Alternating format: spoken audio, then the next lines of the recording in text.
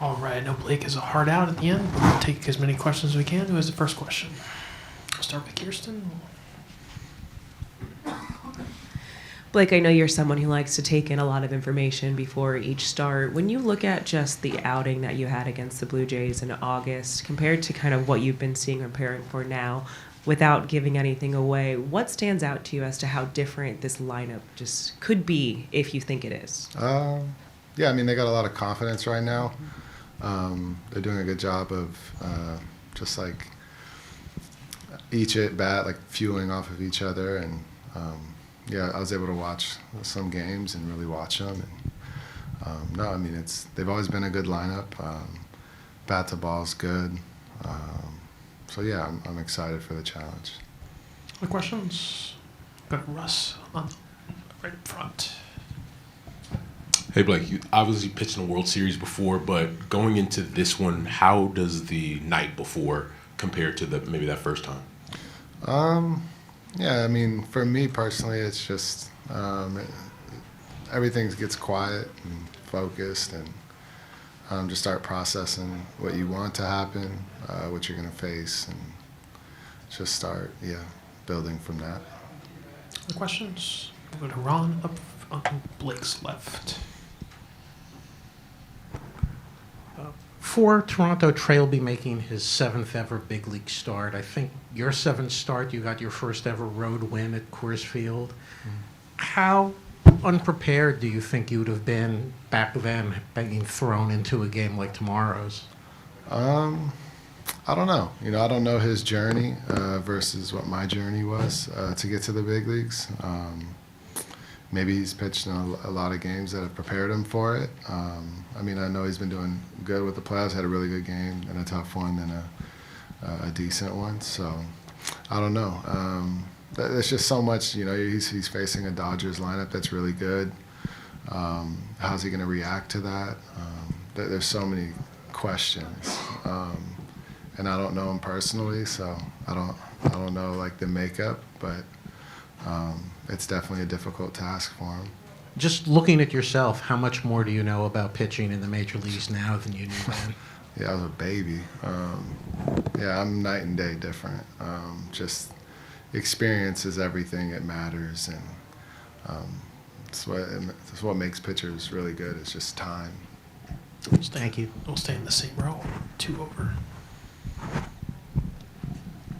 Hi, Blake. How much and in what aspects do you think you have improved since 2020? 2020? I would say just I've matured, I've grown up. I've become I was kind of a kid still in 2020. To a man, family, wife. A lot's changed, yeah. And then with the game of baseball, just how I view it is a lot different. It's more personal than it's ever been, just because I know I only have so much time left. I'm not young, and I don't really think about the ending. To where now I'm just more appreciative of the moments, the time, and what these mean for my career. 4th row on your left, Blake. Tyler. Blake, your last World Series game, everybody remembers it, total dominance until they took you out. How long did it take you to process that whole night, and how often do you still think about it, and now that you're back here finally? Yeah, I don't think about it really at all anymore. When it happened, I'd say probably for like a week, I was thinking about it, what could have been different, what I could have done, the ups and downs of just, feelings. But then it ultimately led to, if I would have done more early on in my career to gain his trust, it would have been a different outcome, I think. So learn from it, and ultimately it made me a better pitcher, just because I understand the game more than just myself, just the pieces, the parts, and how it all works. So, yeah, I mean, for about a week, the ups and downs of could have been a World Series champ, this, but there's still Game 7, and who knows if we win Game 6, and just so much in the air that, I finally just let it go. 2nd row in front, Blake. Claudia. Hey Blake, how do you approach big game hitters like Guerrero Jr. and Springer? I I can't really give too much away. They're veteran hitters. They know what they're doing. They know what they're looking for. They're going to be I don't know how to I could tell you in a week. Up front on your left, Blake. Blake, you won multiple Cy Youngs. You have pitched in the World Series, but where would this Game 1 start in a Dodgers uniform rank for your career? Right now in the moment, it's the most important start of my career, yeah. Have a chance to win a World Series, the ultimate team goal, and yeah, this is probably the biggest start of my career. That's third row up front, Jason. Blake, I actually want to play off that question. The list of pitchers who have started Game 1 of a World Series for the Dodgers is pretty glittering. It's pretty famous. What does it mean to you to join that list? I mean, yeah, it's exciting. I mean, I'd have to look at the list and see who's on there, but I have ideas. Yeah. But no, I mean, yeah, I mean, just wearing the uniform, a Dodger uniform, is special to me. So to be on that list is cool, but you want to have impact on that list. That's more important. Do a few more. Third row on your left, Jack.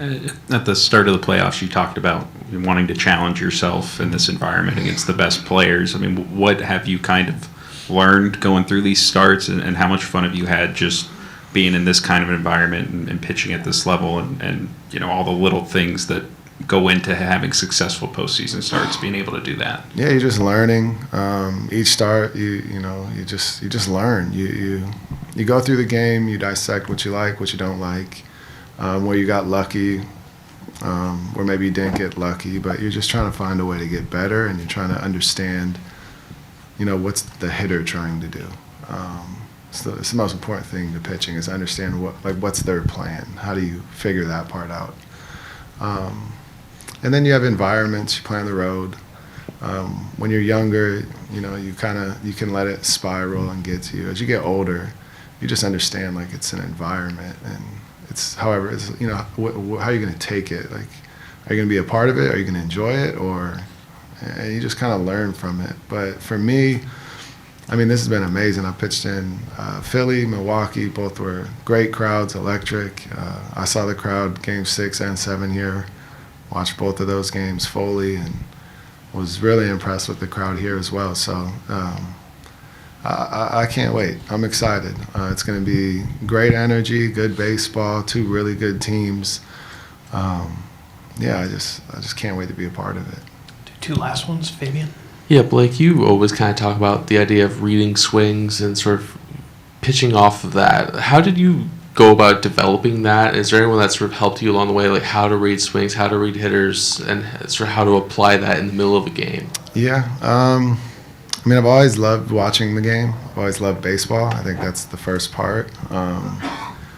But I think once I won the first Cy Young in 18, I was kind of clueless to how I did it. And at 19, I was like, I'm going to do it again. I'm the best, all that. And it didn't work. And I got hurt, and I thought I did everything I could to win it again. Then I realized, you have to get better. You have to learn. Winning a Cy Young is very difficult. And that's when I really started watching the game and developing a game plan. And, well, what's going to make me different? I got to be different. The only way to be, better is you got to be different than everybody. So watching the game, asking questions, asking the older guys questions, like how do I have to adjust when I get to this age? And then really just challenging myself every day, like how do I get better? By me doing that, I've just continually every year gotten so much better. But it's the people that are, the veterans, the older guys, pitching coaches that have all kind of helped me become the player I am now, but really the guy that I'm striving to be. One last one. We'll finish up with Kirsten. Just to continue with that conversation, coming to this team, you talked about wanting to pick Clayton Kershaw's brain. Are those the type of conversations you were having with him, and then looking at just the longevity that he's had in this league and wanting to attain that as well? Yeah, and it's funny because everyone says well, how are those talks? How do you get there? But it's just conversations. It's just questions. You just ask questions, and we'll just have a normal conversation. But I'll ask questions on well, why'd you do this, or why were you thinking that way, or what do you think's the best part of your game?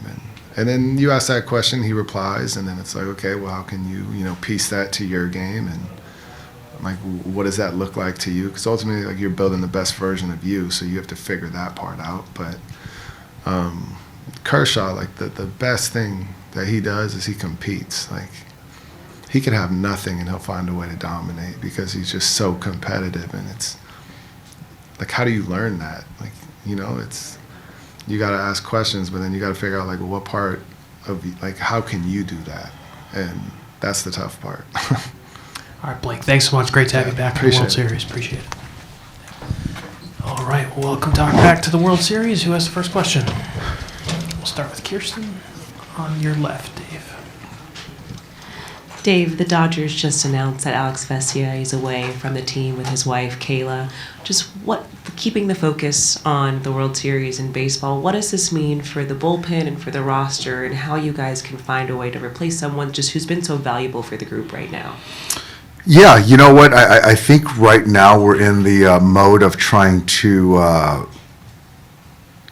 understand the process, the rules, a way that we could sort of, try to navigate the roster. So I think we have a little bit of time at 10 o'clock tomorrow or something like that to finalize our roster. But yeah, we're going through the process of trying to, backfill his spot on the roster. Any questions for Dave? Go to Jack on your left.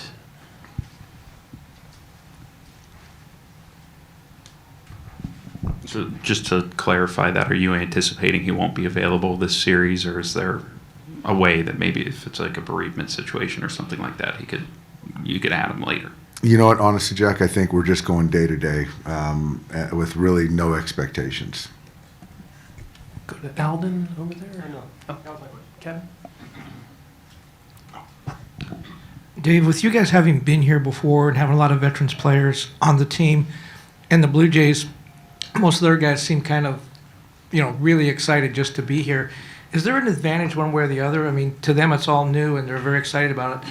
To you guys, it's a big deal, but you've been here before. Is there an advantage to the experience versus the newness?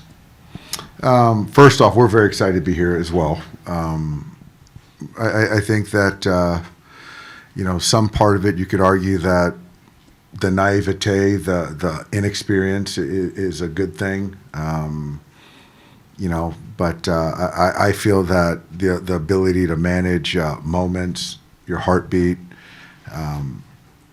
is advantageous and understand, especially in a 7-game series. So I think that we're equipped to play well, and we're facing a very good ball club. But yeah, I like the experience, but also like the enthusiasm that those guys have, and we have some of those guys too. Third row to your left, Sonia. Hey Dave, saw that you were having kind of a long conversation with Andy Pajes the other day back in LA. What were you talking with him about, and are you kind of seeing him making the adjustments he needs to ahead of this series? Yeah, we were just talking about some approach stuff at the bat. I think he's valuable in the sense of having his center field defense, and I just see him getting some big hits for us and trying to continue to look forward and free him up mentally. And that's just kind of a lot of the thought behind me having a chat and just letting him know I'm supporting him and I still believe in him. And that's kind of the genesis. At the beginning of the season, there was kind of a similar situation. Do you think maybe with a guy like him where he's at, this layoff could almost help him free himself up, like you said? I think so. I think so. With young players, confidence is something you've always got to keep an eye on, and it can go awry pretty quickly if they're not having success. And so I just wanted to make sure that to keep him in a good headspace. But yeah, to be able to, not have to get hits and take some time to have some lives, not have to look at the scoreboard and feel better about your swing. I think there's some good for that, for Andy for sure. Second row up front, Barry. Hey, Doug. What do you expect to get from Kershaw in this series? Would you like to get him in there to get him one more appearance before the end of his career? I know this is strategic, it's not sentimental, but what's your thoughts on it? I would love to get Clayton in there at some point, but I'm going to pitch the best players I feel are the best in that particular moment. And so if it happens, that'd be great. But he's going to be on the roster again, right? He's on the roster, yes. Okay, thanks. Third row on your left, Fabian. Yeah, Dave. How different of a World Series do you think this will be for Shohei, especially considering how early in last year's series he got injured? I hope it's completely different for Shohei. Certainly having him healthy going in is a great thing. I think him kind of feeding off that last game is a good thing. Last year it was just more of just being able to post and stand in the batter's box and do whatever he could to sort of help us. Where I think this year he's equipped to have a big series, and he's just going to have to be smart and disciplined because they're going to pitch him careful, and he's just got to be smart. And if he's disciplined, then it should bode well for him and for all of us. In that series last year, and even during when he was struggling earlier this year, like in the postseason, like how much did you sort of feel other teams feeling his presence in the box, even if he's not swinging or if he's not 100% offensively? You feel Shohei when he's in the hole, let alone on deck or in the batter's box. You feel it. He's always looming, and it certainly, whether he's swinging the bat well or not, he has the ability to impact the game. So you feel it. Fourth row on your left, Tyler. Dave, you obviously have had great pitching from your starters. How challenging was it, I guess, to make sure all those guys would be at optimal strength, on October 1st with given their histories and, knowing that you probably weren't going to get 33 starts out of all four of those guys? I don't think it was challenging, Tyler, but it wasn't difficult because I think, that was the goal of the organization, the coaches, front office, myself, to how do we get these guys to be at optimal performance, towards the end of the season. And so then the question is, how do you get there? And so redlining those guys, pushing those guys, shortening their rehabs to try to win X amount of games wasn't the answer, in our opinion. And so we had other guys step up, younger players, fill innings. But with that, we were able to kind of build guys up the right way to then have them ready to go. So this wasn't by chance. It was a calculated decision. But, yeah, the cost was in the regular season. We just weren't optimal, throughout the summer. 4 rows back on your right, Dave. Hi, Dave. There have been a lot of people framing this series as a David versus Goliath battle. I'm curious if you see your team as the Goliath in this. Or David. I mean, hey, they're from the East, and that's the AL East. Yeah, you know what? We got really good players. They got really good players.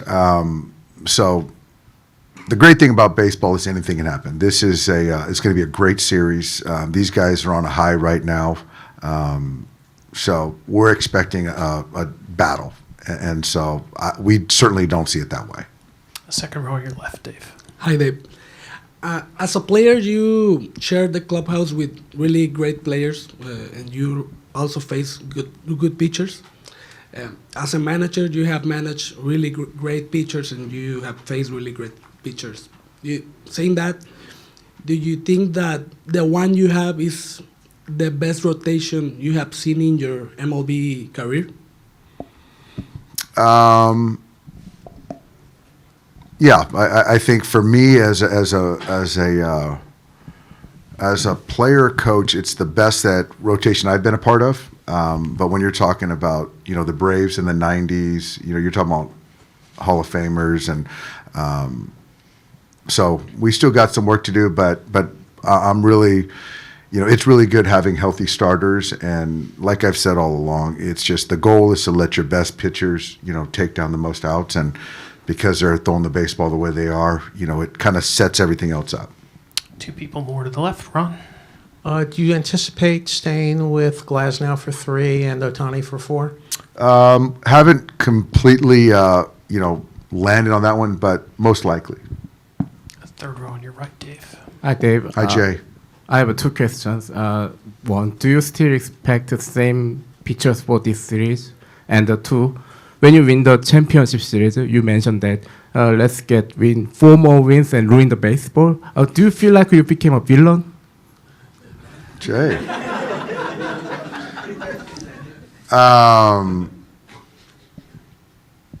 What was the first question, Jay?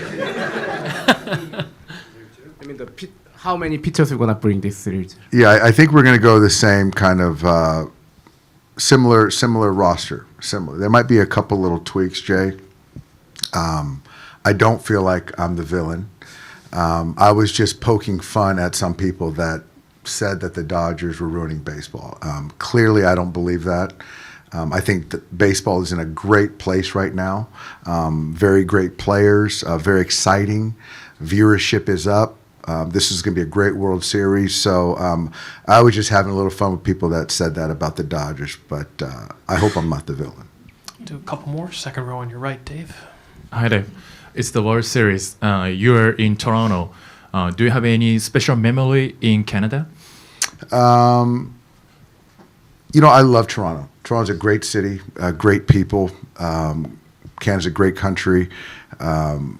I remember being here with the Indians at the time and, having a good series and just playing the Blue Jays. And so played here when I was with the Dodgers, stayed in the hotel room in center field one time, so that was fun.